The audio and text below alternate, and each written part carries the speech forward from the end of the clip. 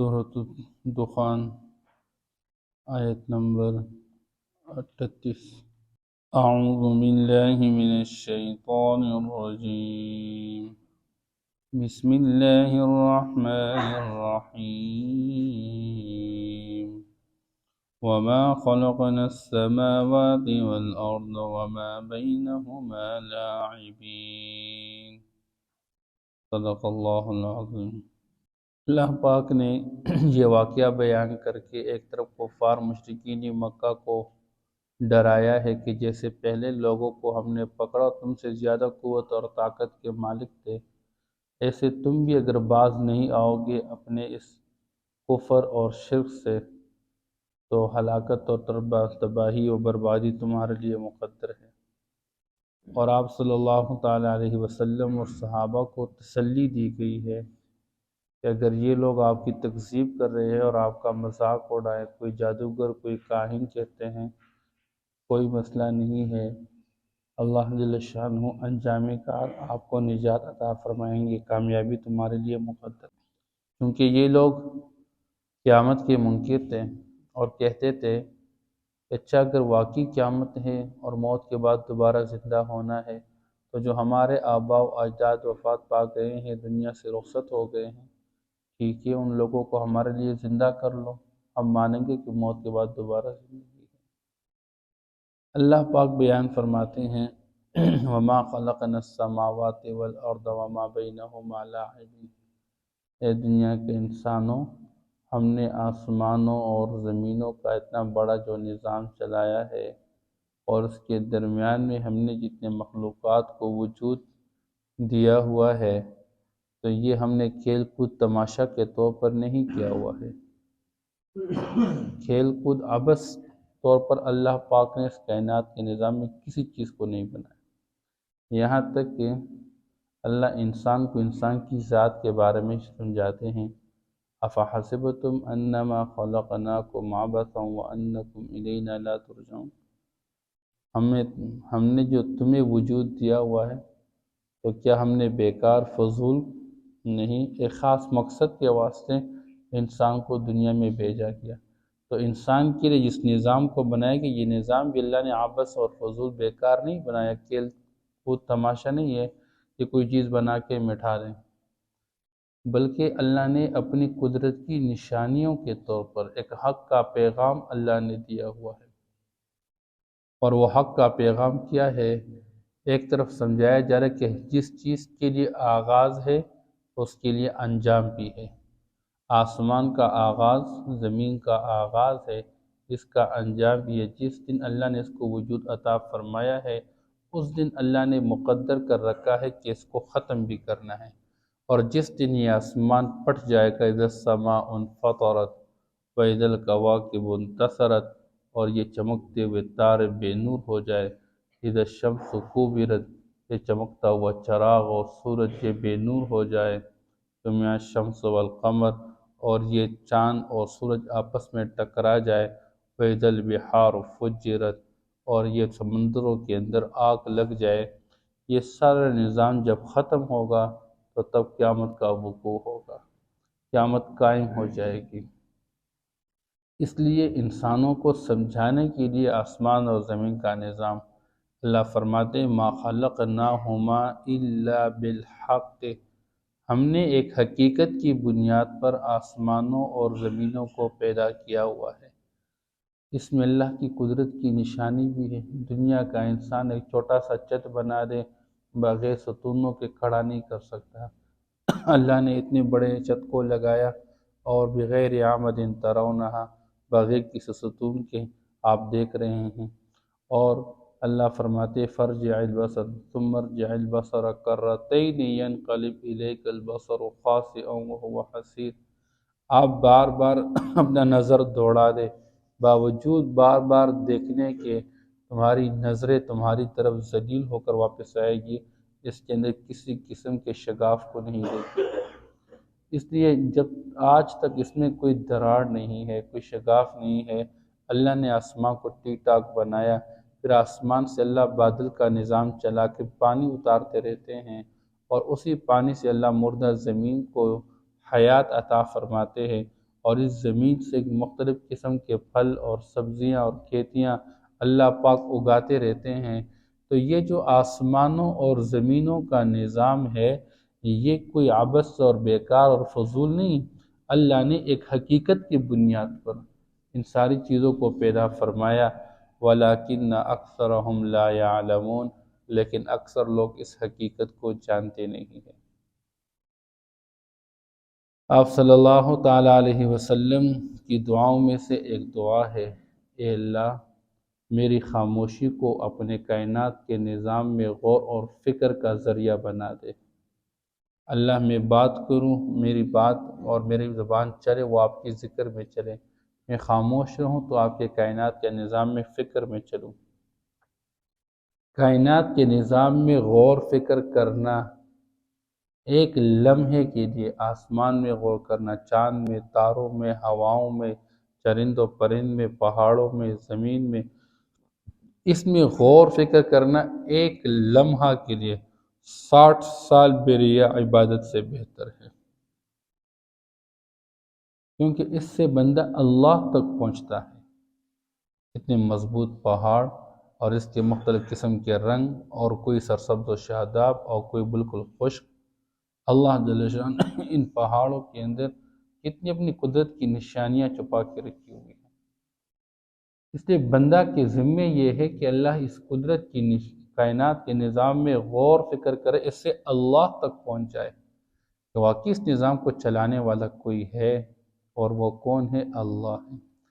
دنیا کے اندر دہریہ ایک اس طرح کا فرقہ ہے کہ وہ اللہ کے وجود کے منکر ہے۔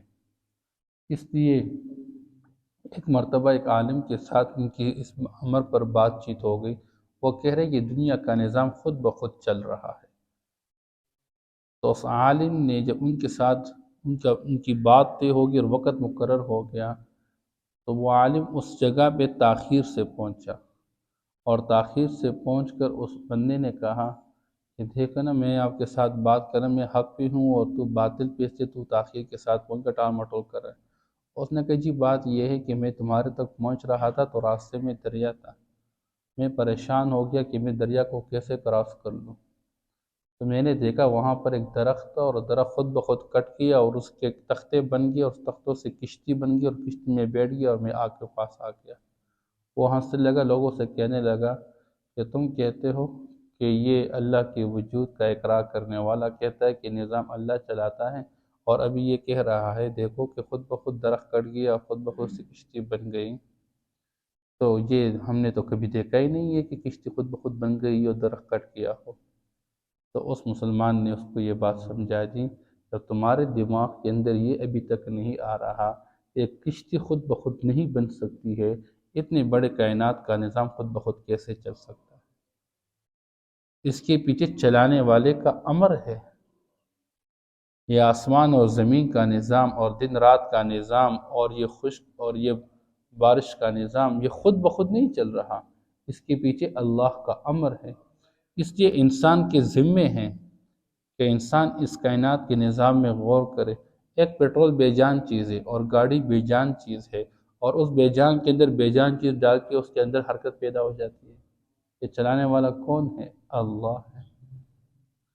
اس لیے یہاں پہ اس کائنات کے نظام میں اللہ فرماتے ہم نے زمین اور آسمان کو کھیلتے ہوئے نہیں بنایا، ہم نے ایک خاص مقصد اور حقیقت کی بنیاد پر۔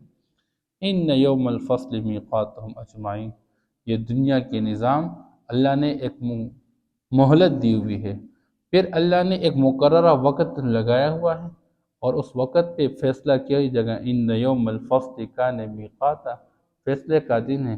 جس نے اس کائنات کے نظام میں غور فکر کر کے اللہ تک پہنچ چکا، اور جو اس کائنات کے نظام میں اللہ سے غافل بن کر، اللہ کا منکر بن کر، اور آپ صلی اللہ تعالیٰ علیہ وسلم کی تعلیمات کا منکر بن کر زندگی گزار چکا، ان دونوں کا فیصلہ کیا جائے گا، حساب و کتاب ہوگا۔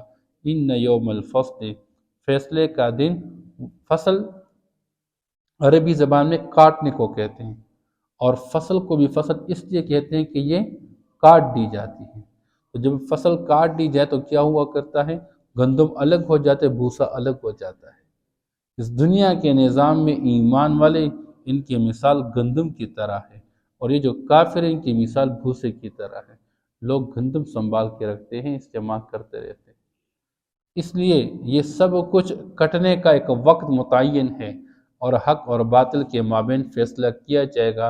ایمان والے ایک طرف کیے جائیں گے اور کفر والے دوسری طرف، ایک اصحاب الیمین دوسرے اصحاب الشمال ہوں گے۔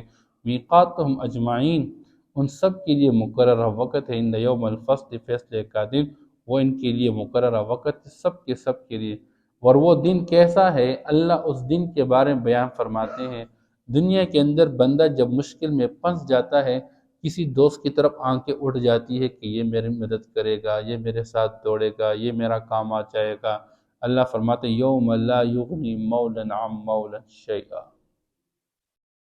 جہاں قرآن نے یہ بیان کیا وہ یوم یفر المرء من اخیہ و امہ و ابیہ و صاحبتہ و بنیہ، بھائی بھائی سے بھاگے، ماں باپ اولاد سے، اولاد اپنے ماں باپ والدین سے بھاگیں گے۔ آج دنیا کا انسان پاگل ہو کے اپنی اولاد کے لیے حلال اور حرام کی تمیز کیے بغیر جمع کر رہا ہے۔ میرے بچوں کے پاس کسی چیز کی کمی نہ ہو، ہر ڈیمانڈ ان کی پوری ہو جائے۔ لیکن قیامت کا وہ دن ہوگا کہ یہ پیاری اولاد جس کے لیے بندہ پورا دن پسینہ بہاتا رہا، ساری رات جھاگتا رہا، انہی کے لیے دوڑتا رہا اور اپنے آپ کو تکاتا کپاتا رہا، یہ اولاد بھول جائے، میاں بیوی ایک دوسرے کو بھول جائے، بھائی بہن ایک دوسرے کو بھول جائے، دوست کو بھول جائے۔ یوم لا تملک نفس لنفس شیئا، کسی نفس کو کسی کے لیے کسی قسم کا اختیار حاصل نہیں ہوگا۔ اللہ فرماتے ہیں یوم لا یغنی مولا عن مولا شیئا، قیامت کا دن وہ دن ہوگا۔ آپ صلی اللہ تعالیٰ علیہ وسلم نے فرمایا کہ تم لوگ قیامت کے دن جب حشر کے میدان میں جمع ہوں گے، حال کیا ہوگا کہ ننگے پاؤں ننگے بدن جمع ہوں گے، اور اپنے پسینے میں ڈوبے ہوئے ہوں گے۔